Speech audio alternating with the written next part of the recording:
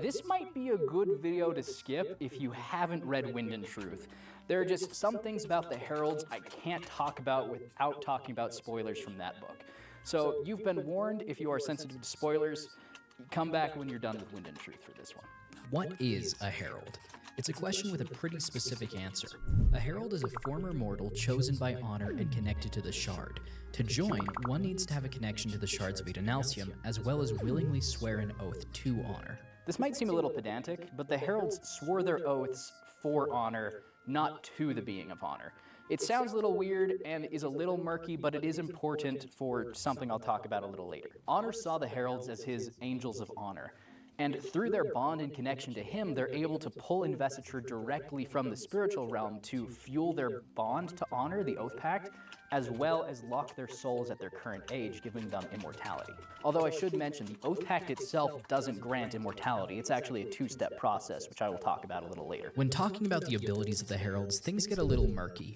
Firstly, heralds are surge binders, granted honor blades and access to the surges, in the same pattern as the Knight Radiant, which were modeled after them. Second, some of their powers seem to be abilities they knew about and had access to before becoming heralds. I had the heralds, and they, more and more, were able to draw on the powers of Roshar itself instead of just my surges. I did not understand why or how, but I did not wish to seem weak by admitting that fact. 9 of them were surge binders before they became heralds. They were granted unrestricted access to surges by Odium when they were still living on Ashen. In other instances, there were certain powers and abilities which they obtained after being made into a herald, though so far, all we've seen are a few mysterious moments in the latest book. Honor created the heralds as part of an ongoing arms race against Odium. They were a response to the Fused, which are Odium's immortal soldiers, but the heralds, there are far fewer of them, but they're operating at a higher power level. They also had the secondary effect of locking the souls of the Fused on Braze after they die, due to some interactions between the connection of the heralds, shards, and some weird physical properties of the planet Braze. I'll talk more about the Oath Pact a little later on in this video. Every herald is a cognitive shadow. However, joining the Oath Pact doesn't necessarily make you into one. There's going to be spoilers for Wind and Truth in this next section, so if you want to avoid those, skip to this timestamp right here. To understand the process for someone to become a herald, we need to look at the 2 instances when it happened. At the time when the Oath Pact was initially forged and the heralds became heralds, most of the individuals who would take up the mantle were already long-lived. Having such vast access to the surges extended their natural lives, but they weren't yet immortal. This is confirmed in a vision in the spiritual realm, when Shalash says that she wants to join the fighting because she's immortal. In response to this, Videl, who would definitely know, says that they're actually not immortal. They're just very long-lived due to their access to surges. Because at this point, the Oath Pact hadn't been sworn, and they still had access to unbound surges. Cognitive shadows in a physical body need to feed on investiture to stay alive, or sustain their connection to the physical realm. This is true in nearly every case we've seen, be it returned, fused, or heralds. Much in the same way that the fused are powered directly by Odium, the heralds constantly renew themselves through a constant flow of investiture from the spiritual realm facilitated by their connection to honor. I feel like there's got to be something else going on here, though. Because if they're constantly renewing themselves from investiture from the spiritual realm, wouldn't they be able to heal at a super fast rate? What we see with Radiance, for example, is they're using investiture to kind of filter down from their spiritual aspect to their physical aspect, but heralds don't seem to do that. They don't, at least from what we've seen, they don't just constantly heal whenever they're wounded. They can be killed. Also, real quick, I'm just going to rip this spoiler band-aid off right now. And again, if you hadn't clicked that timestamp for Wind and Truth spoilers, it wouldn't be here anyway. But Kaladin becomes a herald at the end of this book. He replaces Jezrien and gets his own honor blade of sorts, which is a spear, which, typical for Kaladin, right? But he becomes a member of the Oath Pact, and he actually joins them on Braze at the end of the book. And before going on to what the Oath Pact is and how it works, I think it would be a good idea if we go over some of the abilities of the heralds. Through the Oath Pact and a mechanism crafted by honor, the heralds have the ability to come back to life after they're killed. They are immortal and capable of resurrection. The heralds are the oldest beings in the Cosmere outside of dragons and the original vessels of the shards. Basically the OG Ado-killing Yolan crew. Why or how are the heralds the only one we see so far that are affected by magical maladies due to either the high investiture or long life situation? I would argue the fused are having the same situation, so they're not the only ones. And so the why and how has there's a whole host of things going on here. And it's not like a lot of like physical and mental ailments. It's not one thing or the other, but it is a compound of the things. One is going so long without certain protections that you kind of need to take. That the human being's soul might be immortal depending on your argument of the Cosmere. That's really up to you. But they certainly aren't meant for thousands of years of existence in the same way that our bodies aren't, right? And so there's some of that. There's some of the things they've been through, like legit trauma. This is not all simply a magical ailment. This is, I mean, you've got people with PTSD, layers of PTSD on top of layers of PTSD for thousands of years, bearing things that no human being without their level of investiture would even be able to bear, right? You've got that manifestation. You've got their own sense of guilt, right? And these things are all just kind of overlapping together with the fact that they've been alive for so very long. And a lot of the people that you've seen otherwise like have not been alive nearly, like it's orders of magnitude more for the heralds. The only people you've seen that are that old are, you know, some of the dragons, Hoid, and, you know, vessels of various shards.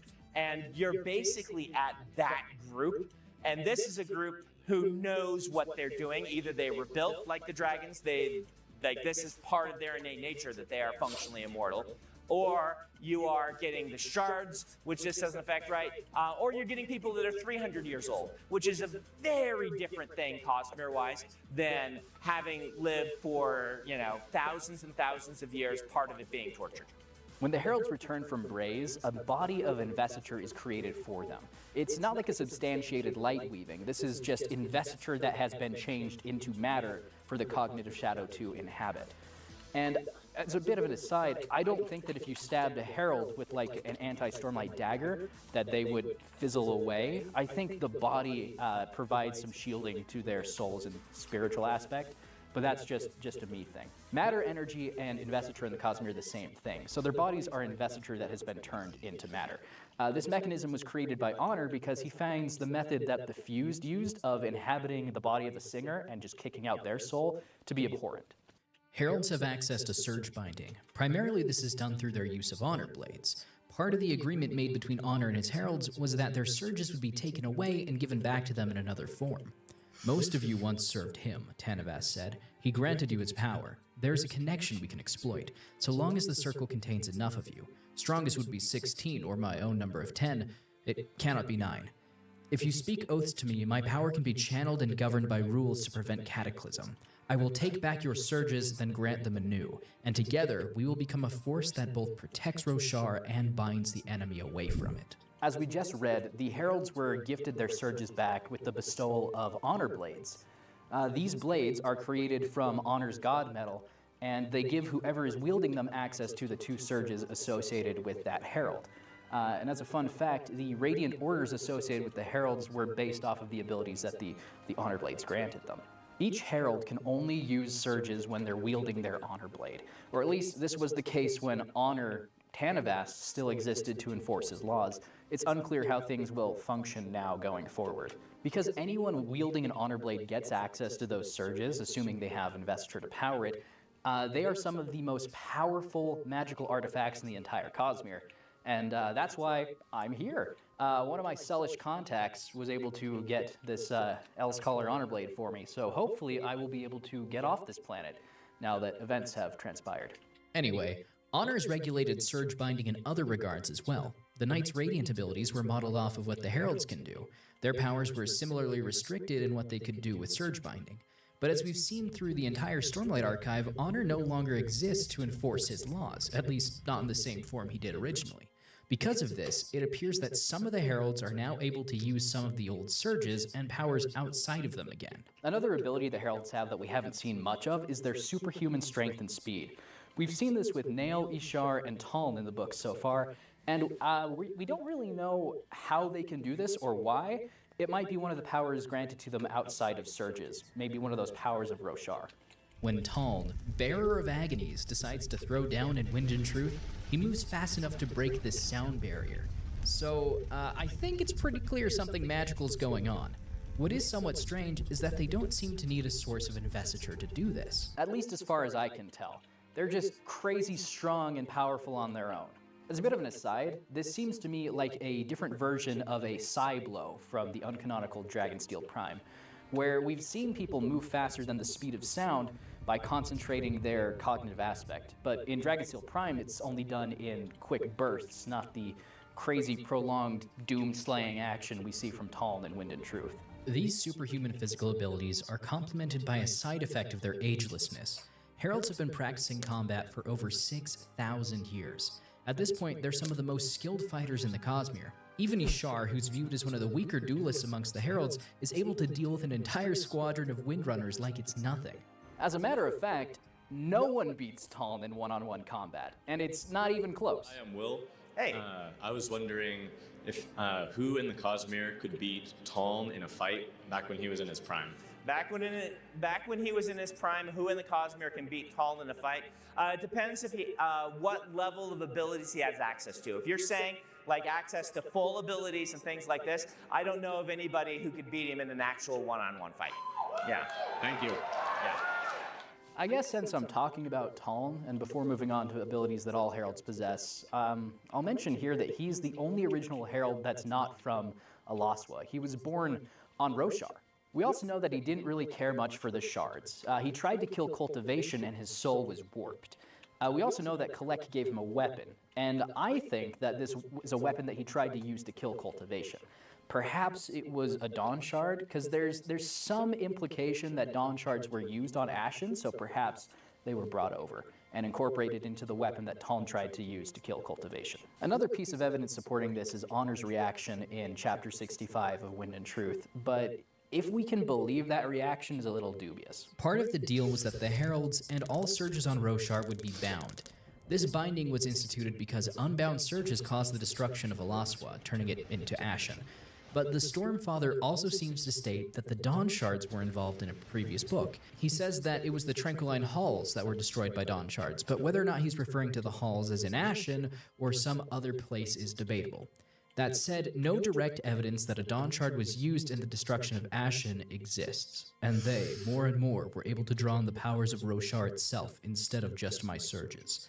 I did not understand why or how, but I did not wish to seem weak by admitting that fact. What these additional powers are isn't abundantly clear to me. It could be the powers that they draw directly from Roshar, but I'm not really sure.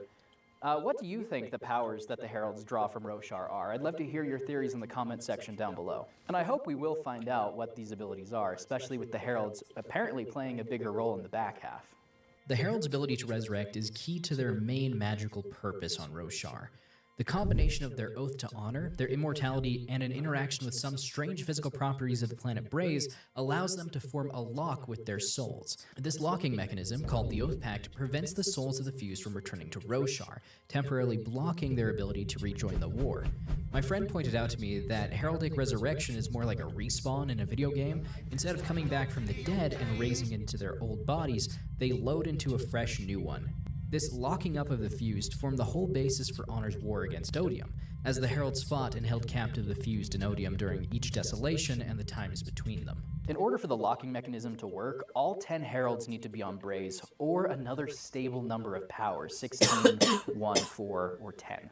In the past, once enough of the fused had been killed, all of the Heralds voluntarily returned to Braze, locking them in and ending that desolation. To return to Braze, death doesn't seem to be required. At least that's what it appears to be at the end of Wind and Truth. They can voluntarily choose to fade and send their cognitive aspects and souls to the planet. In order to form the Oath Pact, all 10 individuals needed to have some connection to the shards. They needed to have interacted in some way. 9 of the original Heralds who came from Alaswa possessed a very strong connection to Odium. He had been their god, the one who gave them surges. This allowed Honor to build the fused locking function into their souls. However, it doesn't seem like a connection to Odium specifically was mandatory, as we see with Taln. His interaction with the shard was with cultivation, but this connection to shards was sufficient enough for him to become a member of the Oath Pact. Kaladin's strongest Shardic connection is unsurprisingly to honor. I mean, he's been called Son of Tanavast on multiple occasions, but he also has a pretty strong connection to Odium. At one point, especially at the end of Rhythm of War, Odium actually thought that Kaladin could be his champion. Interestingly enough, the Oath Pact itself doesn't make someone immortal. This is abundantly clear throughout Wind and Truth, with multiple instances of heralds saying that their immortality was sealed upon them by Videl after the fact. What exactly Videl's method is and how it works isn't super clear. In chapter 144 of Wind and Truth, when Ishar turns Kaladin into a cognitive shadow, he mentions a couple prerequisites for it. But what's really fascinating about this to me is that theoretically there is a gap in time between when someone swears an oath and becomes a herald and a member of the Oath Pact and when they become a cognitive shadow capable of resurrection.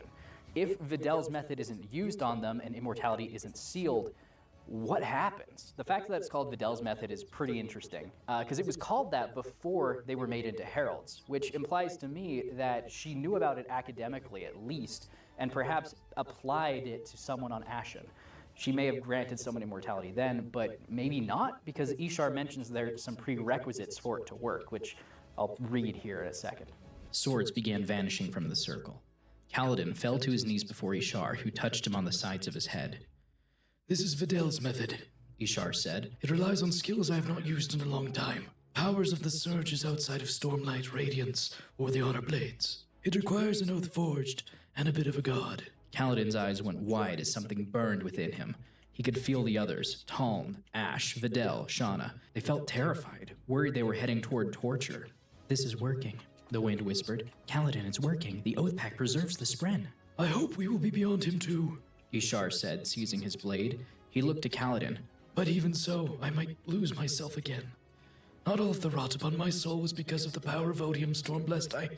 I'm weak of mind. I will help, Kaladin promised. We use bodies of power when we return, child, Ishar said. No one dies to create us. Honor found such an idea as the fused abhorrent once. Kaladin nodded, steeling himself as his soul began to vibrate. A light enveloped him, and as it did, Syl found his hand, and he could feel her grip it. You still have your original body, Ishar said as he vanished. Your soul will be pulled with us, leaving the body behind. I'm sorry, it might hurt. Kaladin squeezed Syl's hand tightly, then gasped, a terrible fire ripping through him, a flaring in his skull, agonizing. He felt his eyes burn away as if he'd been struck by a shard blade, followed by nothing. It takes all 10 heralds to form the lock, but once they're in the cognitive realm of Braze, they're hunted down by the souls of the fused and tortured. A herald can end the torment at any time. They can break and return to Roshar. The issue here is that once a herald goes back, the path to Roshar gets unlocked for everyone on Braze. A single herald breaking seems to be enough to start a new desolation. As time went on, the heralds became less and less resilient, and the time between desolations became shorter and shorter. The heralds, quite understandably, if I'm being frank, were getting mentally exhausted from literal millennia of war. Something needed to change. Initially, when they approached Honor about changing the Oath Pact, he seemed surprised but not totally against it. Another interesting thing to note about the heralds is that their madness is unique to each of them. Every herald is known to embody multiple attributes, but these attributes have been mythologized and are thought of by the peoples of Roshar. In some way, these attributes affect the kind of debilitating mental blockage that the heralds face. Perhaps the most well-known example of this is with Kalek. Once known for his decisive nature, he's now riddled with anxiety and largely incapable of making decisions. For a long time, it was thought and theorized in the community that their madness was related to them being cognitive shadows. And in a way, it kind of is, but it doesn't seem like it is the thoughts and perceptions of the heralds and their ideals being warped due to damage to the spiritual aspect of Roshar with the Binu body of Mishram, but something else. That wob, combined with the fact that Ishar apparently took upon himself some of the burden and mental anguish of the other heralds, leads me to the frightening conclusion that the version of the heralds that we see in the first 5 books of the Stormlight Archive are actually more functional and stable than they would be otherwise, and that is concerning. Honor suggested that the Oath Pact could be cracked. It was possible for another number to hold back the darkness. Lord, Jezrien said, Almighty, did you hear what we were considering? Ishar's plan, Honor said, not to return to Braze. We apologize for our weakness, Jezrien said, looking away, squeezing his eyes shut, drawing shame spread. But, Lord, it's so hard. We can't, the mere thought of... We're broken. Ishar said. We need you to change the bond. Take it from us. Break the Oath Pact, Honor asked.